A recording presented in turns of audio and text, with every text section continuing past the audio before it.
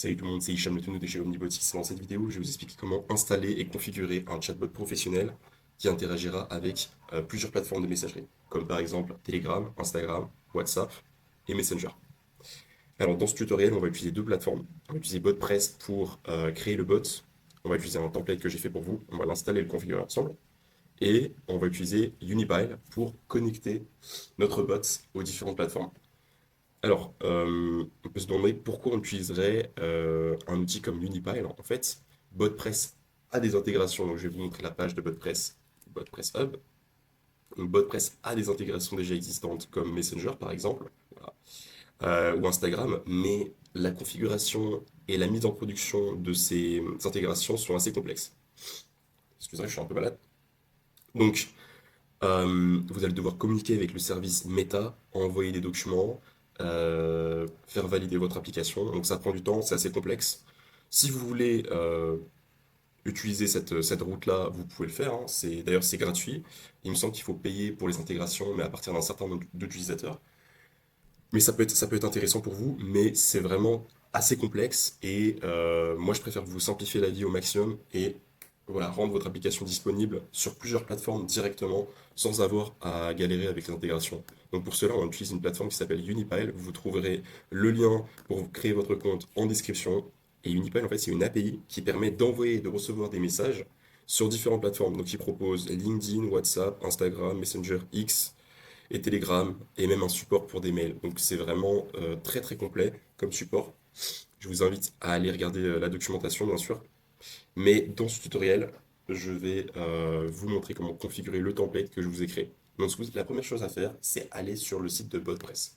Vous allez aller sur BotPress, vous allez créer un nouveau bot, et une fois que ça c'est fait, vous allez aller dans votre bot, Edit in Studio, vous allez cliquer sur Edit in Studio. Donc voilà, on n'a plus besoin de cette fenêtre, on va la fermer. Ok, donc ça charge.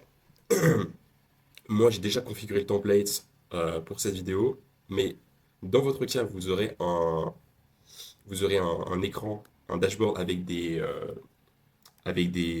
cartes déjà existantes. On va vous demander de choisir un template. Donc, vous allez choisir Start from scratch, donc démarrer depuis zéro.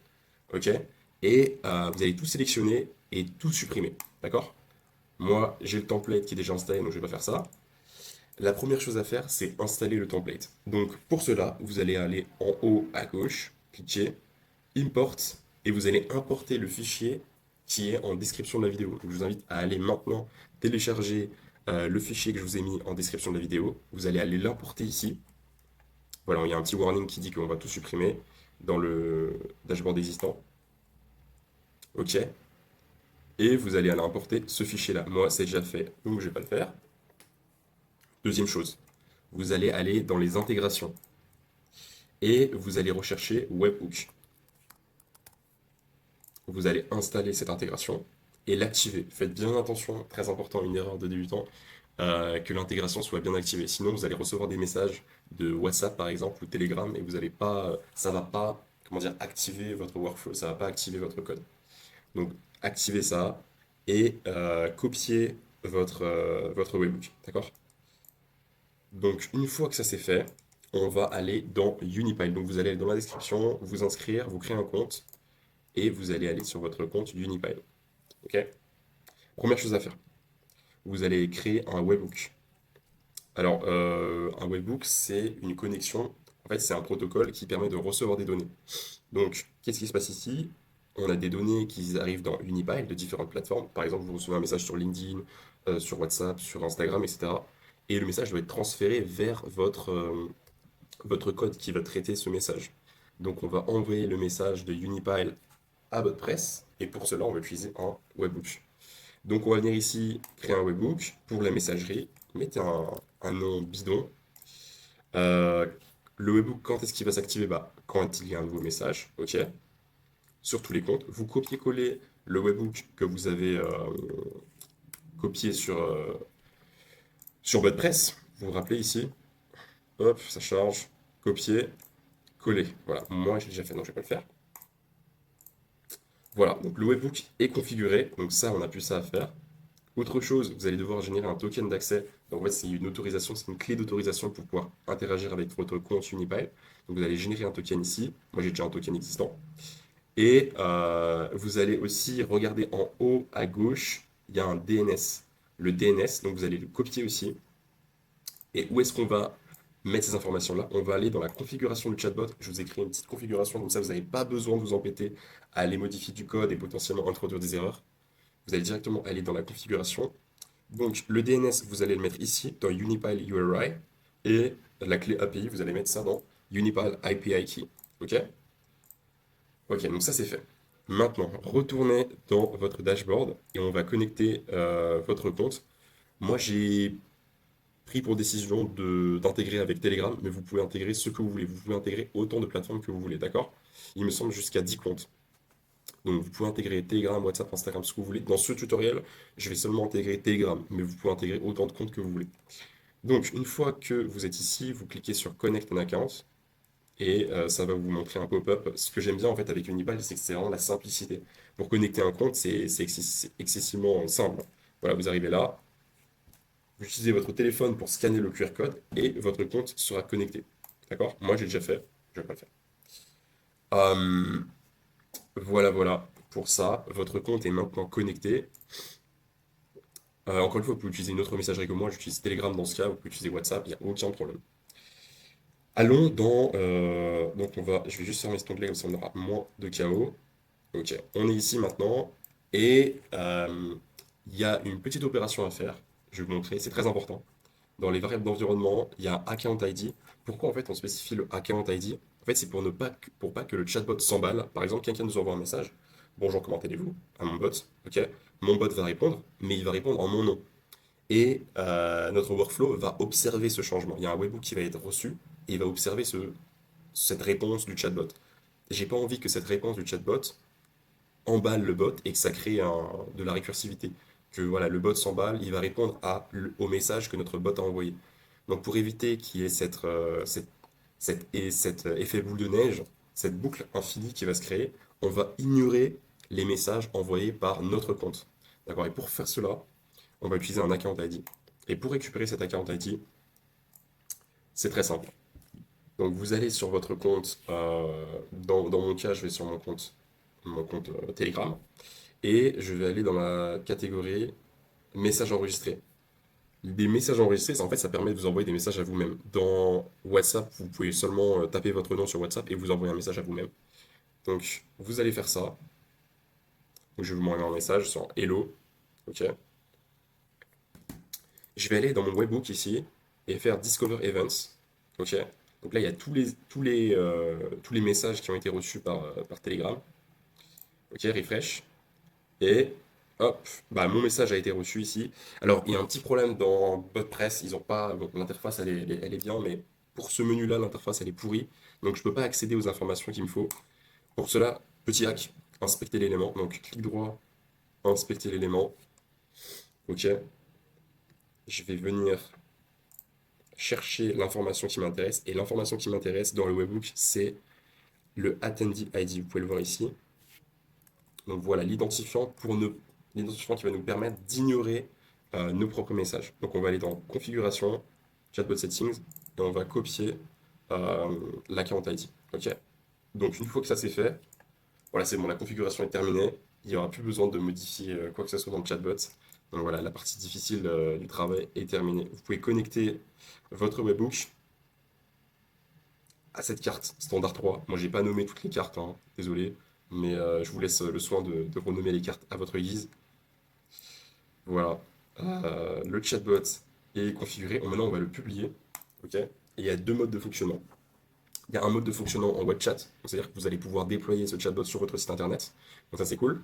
Et le deuxième mode de fonctionnement, ça va être le fonctionnement avec Unipile pour intégrer avec les différentes plateformes. C'est-à-dire quand quelqu'un vous envoie un message, il va transiter par BotPress, il va envoyer un message après par Unipile, ça va envoyer un message à la personne. Donc on va juste tester un petit truc ensemble. On va tester l'interface web chat. Ok. Euh, je vais mettre Hi. What are the services of the company? Ok. Donc là, l'IA est en train de travailler. Euh, ok. Donc voilà, j'ai quelques petites informations sur l'entreprise. Cool. Donc ça, c'est pour la partie web chat. Pour tester la partie, comment dire, messagerie, je vous invite à utiliser un autre téléphone. Alors oui, c'est un peu embêtant parce que vous avez ignoré les messages envoyés par votre compte, donc vous ne pouvez pas tester avec votre téléphone. Ça, c'est embêtant. Demandez à un ami ou à un collègue de vous envoyer un message. C'est vrai que c'est assez embêtant, mais bon, pour l'instant, c'est la meilleure solution que j'ai trouvée. Ok, vous connectez. How are you? Ok.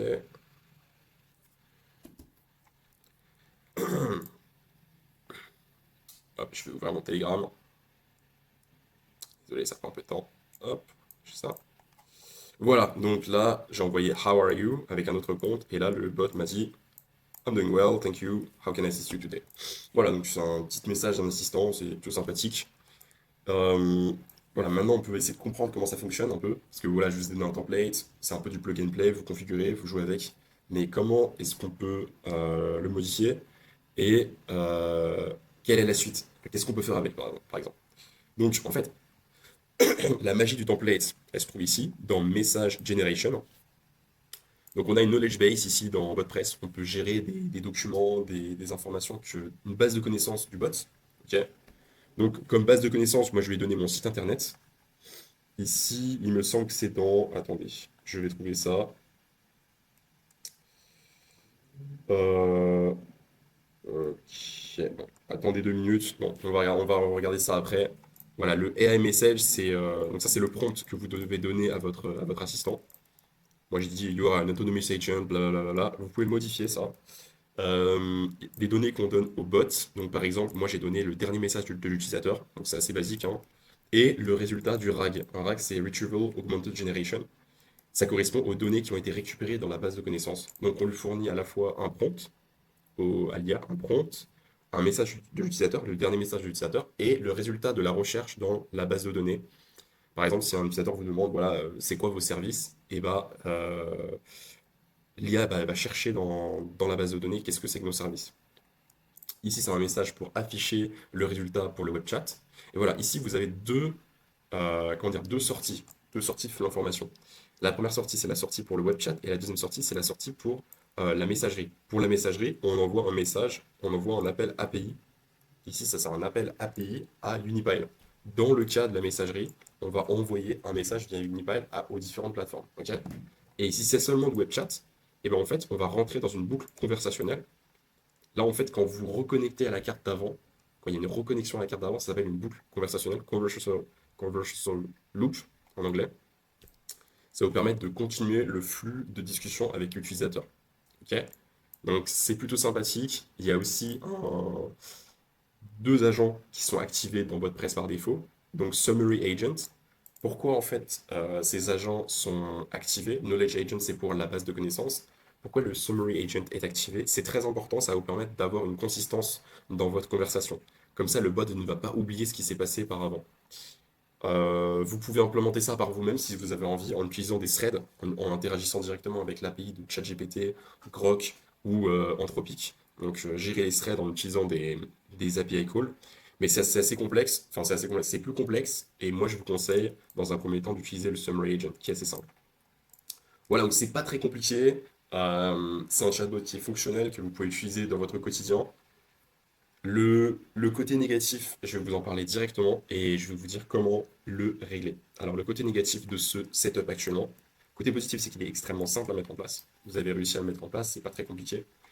Même sans connaissance, en développement, on peut mettre ça en place assez facilement. Mais le problème principal, c'est ce nœud ici, cette carte de génération de l'IA. Ça prend énormément de ressources. Moi, je pense que j'ai cramé les ressources gratuites de BotPress en 2 jours. Donc, à éviter cette carte, je vous conseille de la remplacer par... Alors, vous avez d'autres cartes comment dire, voilà, dans WordPress. Vous avez différentes IA qui sont directement intégrées. Par exemple, OpenAI, Grok ou Anthropic. Donc, par exemple, là, si j'ai envie de mettre une carte OpenAI pour générer du contenu, bah voilà, je peux le faire. Je vais juste drag and drop ce truc-là. Ok.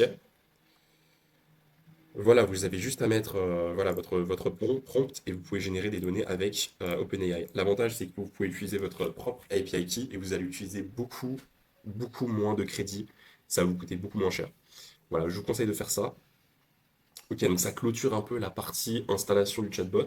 Et j'aimerais juste vous dire, qu'est-ce qu'on peut faire avec ça? C'est-à-dire que maintenant, le chatbot répond aux questions de l'utilisateur, mais pour un vrai business, pour un vrai, voilà, avoir un vrai chatbot professionnel, il faut que le chatbot puisse exécuter des actions. Donc voilà, c'est pas assez de pouvoir juste répondre à l'utilisateur, c'est conversationnel, ça permet de répondre à l'utilisateur sur ces questions, par exemple l'horaire d'ouverture, etc., en utilisant la base de connaissances, mais on ne peut pas agir sur ça. On ne peut pas envoyer une facture, on ne peut pas envoyer un mail, on ne peut pas envoyer une confirmation de rendez-vous. Il y a beaucoup de choses qu'on ne peut pas faire. On ne peut pas demander à l'utilisateur. L'utilisateur ne pourra pas nous demander, voilà, où en est ma commande? Est-ce qu'elle a été livrée? Est-ce qu'elle est en chemin? Voilà, votre chatbot ne pourra pas interagir avec Internet.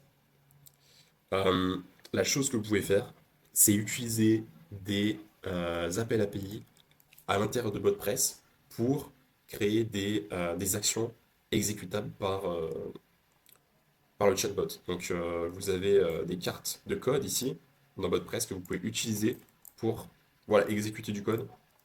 Vous pouvez faire ça. Je ne vous conseille pas de faire ça, je l'ai fait par le passé, ça peut rendre un chatbot très compliqué et très difficile à débugger, mais c'est une manière de faire.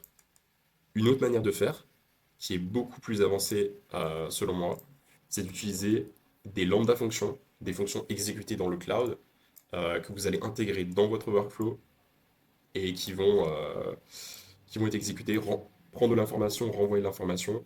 Et là, le chatbot pourra exécuter des actions. Vous pouvez exécuter une vingtaine d'actions en utilisant cette méthode. Cependant, ça demande une connaissance assez avancée en code. Vous devez être développeur assez avancé pour faire ça, pour faire cela. Voilà. Voilà, ce tutoriel touche à sa fin. J'espère que vous avez aimé cette vidéo. Si vous avez des questions, vous pouvez les mettre en commentaire. Je vais y répondre. Et voilà, si vous avez besoin d'aide sur le setup, vous pouvez me contacter et on peut voir ce que je peux faire pour ça.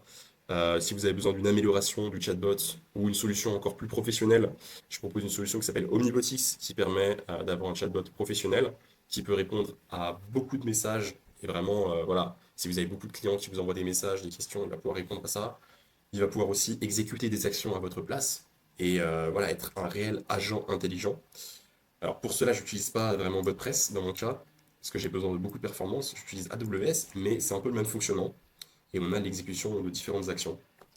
Voilà. Mais si vous voulez créer le chatbot dans WordPress et que vous avez besoin d'assistance, bah écoutez, je suis là. Et voilà, moi je considère que WordPress plus les lambda fonctions, c'est un excellent setup. C'est très très bien aussi. Voilà, écoutez, portez-vous bien et à bientôt pour de prochaines vidéos. Au revoir.